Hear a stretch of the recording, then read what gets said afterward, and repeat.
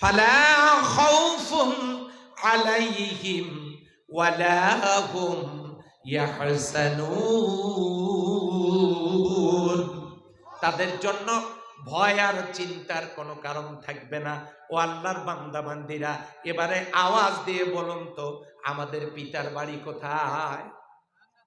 সবাই বলেন না একটু। বাবা মার বাড়ি কোথায়? জান্নাতে।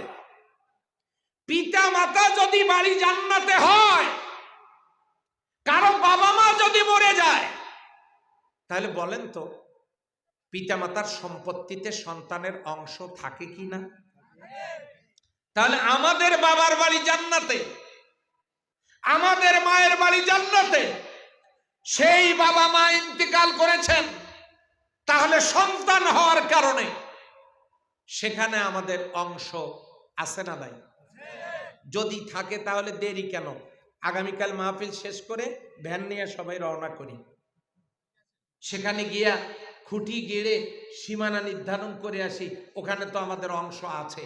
সম্মানিত ভাইরা, পিতামাতা ইন্তেকাল করলে সেই সম্পত্তিতে বৈধ সন্তানের অংশ আছে, কিন্তু যদি কোনো অবৈধ সন্তান হন, তিনিও কি সেখানে অংশ পাবেন?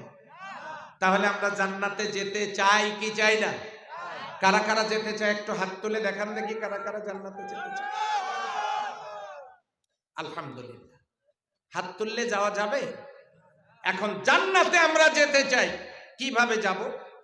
নীল আর্মস্ট্রং চাঁদে গেলেন, খুব ভালো করে বুঝতে হবে।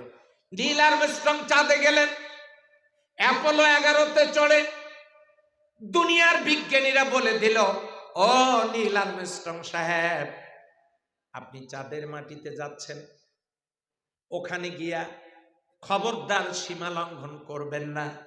আপনাকে একটা সারাউন্ডিং এরিয়া দেওয়া হলো, আপনাকে একটা সীমা রেখা দেওয়া হলো, এই সীমার বাইরে আপনি যাবেন না, ওই সীমার ভিতরে থাকবেন, তথ্য আদান প্রদান করবেন, ফ্যাক্স করবেন, আমরা ফ্যাক্সে আপনার তথ্যগুলো পাবো।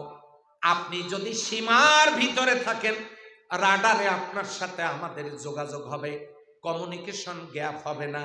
আপনি যদি সীমার বাইরে যান, তাহলে রাডার থেকে ডিসকানেক্ট হয়ে পড়বেন, তথ্য দিতে পারবেন না, আমরাও আপনার কোনো খোঁজ নিতে পারবো না। আপনি যদি আবার এই দুনিয়ায় ফিরে আসতে চান, তাহলে সীমার ভিতরে থাকবেন, খবরদার এই সীমার বাইরে যাবেন না।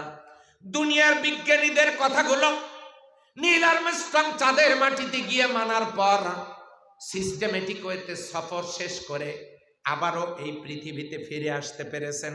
আলহামদুলিল্লাহ বলেন। দুনিয়াতে ফিরে আসতে পেরেছেন নীল আর্মস্ট্রং সাহেব দুনিয়ার বিজ্ঞানীদের থিওরি মেনে। কথাটা কেন বললাম মনে রাখেন।